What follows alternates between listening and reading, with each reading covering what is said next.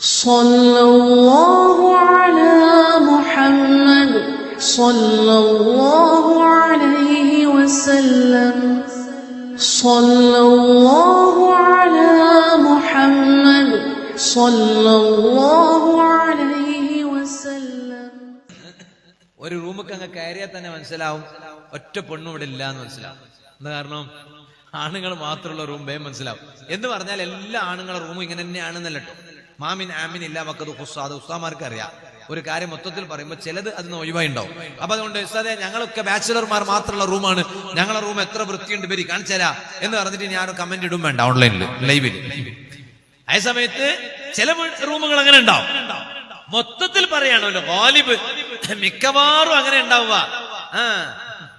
ഒരു വീട്ടിൽ അങ്ങ് കയറി ചെന്നാൽ വീട്ടുകാരനോട് കയറി ചെന്ന ആള് പറയും പൊരക്കാർത്തി ഇല്ലാതെ കുറച്ച് ദിവസമായിട്ടുണ്ടാവും അല്ലേ, അങ്ങനെ പറയും.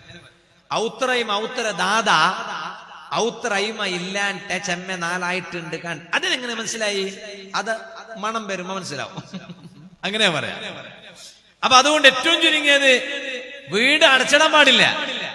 ആ വീട്ടിന്റെ ചാവി ആരൊക്കെയിലെങ്കിലും കൊടുത്ത് ഇടക്കിടക്ക് വന്നിട്ടൊന്ന് വീടൊന്ന് വൃത്തിയാക്കണമെന്നെങ്കിലും പറയണം. അതാ കാരണം ആൾ താമസമില്ലാത്ത വീട് എന്ന് പറഞ്ഞാൽ അതിന്റെ ഉള്ളിൽ ചെതൽ പിടിക്കുന്നല്ലേ പറഞ്ഞ അല്ലെ? അതേപോലെ പൊടിപടലങ്ങൾ ഉണ്ടാകും, എന്തെല്ലാം ഉണ്ടാവും. അങ്ങനെ എന്നാൽ ഓ മനുഷ്യ, ഇത് പച്ച മലയാളത്തിൽ നമ്മുടെ മുന്നിലുള്ളത് വരച്ച് കാണിച്ചതാണ്, ഉദാഹരിച്ചതാണ്. എന്നാൽ ഇന്നല്ലദീ ലൈസ ഫീ ജൗഫിഹി ശൈഉം മിനൽ ഖുർആൻ, ഹൃദയത്തിൽ ഖുർആനില്ലാത്ത മനുഷ്യൻ, അവന്റെ ഉള്ളിൽ ഖുർആനില്ല, അവന് ഖുർആനുമായി ഒരു ബന്ധവുമില്ല, അത്തരക്കാരൻ ആൾ താമസമില്ലാത്ത വീട് പോലെയാണ് കേട്ടോ. ആ വീട്ടിന്റെ ഉള്ളിൽ ചെതല് പിടിച്ചതുപോലെ, പൊടിപടലങ്ങൾ ഉണ്ടാകുന്നത് പോലെ അവന്റെ ഉള്ളു കറുത്തുപോയി, അവന്റെ ഉള്ളു മാലിന്യമുള്ളതായി പോയി, അവന്റെ ഉള്ളു ഗലീജായി പോയി, അവന്റെ ഉള്ളു അഴുക്കുള്ളതായി പോയി.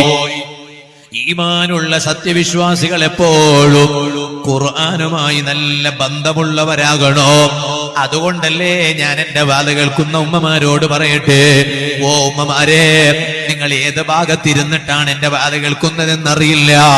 എവിടെ ഇരുന്നിട്ട് കേൾക്കാണെങ്കിലും എന്റെ ഈ ശബ്ദം നിങ്ങൾ കേൾക്കുന്നുണ്ടാകുമല്ലോ. ലോക നേതാവായ നബി മുഹമ്മദുർ റസൂലുള്ളാഹി സ്വല്ലല്ലാഹു അലൈഹി വസല്ലമ തങ്ങള് ഞങ്ങളെ വീടുകളെ കുറിച്ച് പറഞ്ഞ ഒരു കാര്യമുണ്ട്. ലാ തജ്അലൂ ബുയൂതകും മഖാബിർ. ഓ ജനങ്ങളെ, നിങ്ങളെ വീടുകള് ഒരിക്കലും ഖബറുകൾക്ക് തുല്യമാക്കരുത് കേട്ടോ. നിങ്ങളെ നാട്ടിലെ ഖബറുകളുണ്ടല്ലോ, ആ ഖബറുകൾക്ക് തുല്യമായി നിങ്ങളെ വീടുകളെ ആക്കരുത് കേട്ടോ. എന്താണ് അപ്പറഞ്ഞ ഹദീസിന്റെ ആശയം? എന്താണ്? ഖബറുകൾക്ക് തുല്യമായി നിങ്ങളെ വീടുകളെ ആക്കരുത് എന്ന് പറഞ്ഞാൽ അതിന്റെ അർത്ഥം എന്താണ്? മഹാന്മാരായ പണ്ഡിതന്മാർ അത് വിശദീകരിക്കുകയാണ്. ലാ തത്റുകൂ ബുയൂതകും ഖാലിയതൻ മിൻ തിലാവത്തിൽ ഖുർആൻ. വീട്ടിൽ കാര്യമായും നടക്കേണ്ട ഇബാദത്ത് ഏതാണ്? എല്ലാ ഉമ്മമാര് കേൾക്കാൻ വേണ്ടി ഞാൻ പറയാണ്, നിങ്ങളെ വീടുകളിൽ കാര്യമായും നടക്കേണ്ട ഇബാദത്ത് തിലാവത്തുൽ ഖുർആൻ. എപ്പോഴും ഖുർആൻ ഓത്ത് കേൾക്കുന്ന വീടാകണോ. എങ്ങനെയുള്ള വീടാകണോ? സുബ്ഹാനല്ലാഹ്, എന്തെല്ലാം കോൺസെപ്റ്റാണ് ഓരോരുത്തർക്കും വീട് വരുമ്പോ. ഒരു വീടുണ്ടാക്കുമ്പോ എന്തെല്ലാം കോൺസെപ്റ്റാണ് അല്ലെ? വീട്ടിന്റെ പുറത്ത് ഡിസൈൻ ഇന്നത് വരണം, വീട്ടിന്റെ അകത്ത് ഇന്റീരിയർ ഇങ്ങനെ വേണം. ബാത്റൂം നോക്കിയാലോ പുറത്ത് വരാൻ തോന്നൂല. എന്താ കാരണം? കിടന്നിട്ട് കുളിക്കുന്നതും കാല് നീട്ടിയിട്ട് കുളിക്കുന്നതും പോയി നിന്നു കൊടുത്താൽ മതി. സുബ്ഹാന ജല്ല ജലാലു. മുന്നിൽ കൂടെയും വെള്ളം വരും, ബാക്കിന്നും വരും. മുന്നിൽ കൂടെ ബാക്കിലേക്ക് തള്ളിവിടും, ബാക്കിന്ന് അകത്തേക്ക് അങ്ങോട്ട് മുമ്പശത്തേക്ക് തള്ളിവിടും. അടിയിന്നും വെള്ളം, മേൽപോട്ടുന്നും വെള്ളം, എല്ലായിടത്തും വെള്ളം. ഇപ്പൊ പിന്നെ ഒരു മിഷനും ഇറങ്ങിയിരിക്കുകയാണ്, അതിന്റെ ഉള്ളിൽ ഇരുന്നു കൊടുത്താൽ മതി, ഒക്കെ കുളിച്ചിട്ട് പുറത്തു വരും. കുപ്പായം വൃത്തിയാക്കി തരുന്ന വാഷിംഗ് മെഷീൻ പോലെ മനുഷ്യനെ കുളിപ്പിച്ചെടുക്കണ മെഷീൻ വരെ രംഗത്ത് വന്നിട്ടുണ്ട്. ഞാൻ പറഞ്ഞു വന്നത് ഒരു വീടുണ്ടാക്കുമ്പോഴുള്ള കോൺസെപ്റ്റ് മാത്രം ഉണ്ടായാ പോരാ. ആ വീടിന് എത്ര വേണമെങ്കിലും പൈസ മുടക്കാൻ ഒരു മടിയും ആളുകൾക്കുണ്ടാവൂല. എത്രയാണ് ഓരോ വീടുണ്ടാക്കാൻ ചെലവഴിക്കുന്നത്? അത് വേണ്ടെന്നല്ല ഞാൻ പറയുന്നത്. അതേ സമയത്ത് വീടുണ്ടാക്കണ കോൺസെപ്റ്റ് മാത്രമുണ്ടായാ പോരാ. വീടിന്റെ വലിപ്പം മാത്രം ആലോചിച്ചാൽ പോരാ. ആ വീട്ടിലെ സൗകര്യങ്ങൾ മാത്രം ചിന്തിച്ചാ പോരാ.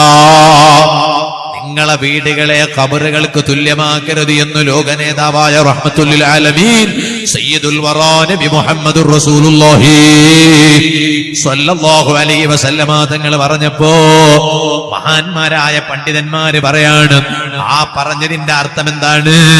നിങ്ങളെ വീടുകൾ ഖുർആൻ ഓത്തിൽ നിന്ന് ഖാലിയായ വീടാകരുത് കേട്ടോ. നിങ്ങളെ വീട്ടിൽ ഒരൊറ്റ ദിവസം പോലും ഖുർആൻ ഓത്ത് നടക്കാത്ത വീടാകരുത് കേട്ടോ. എല്ലാ ദിവസവും ഖുർആൻ ഓത്ത് നടക്കുന്ന വീടാകണോ.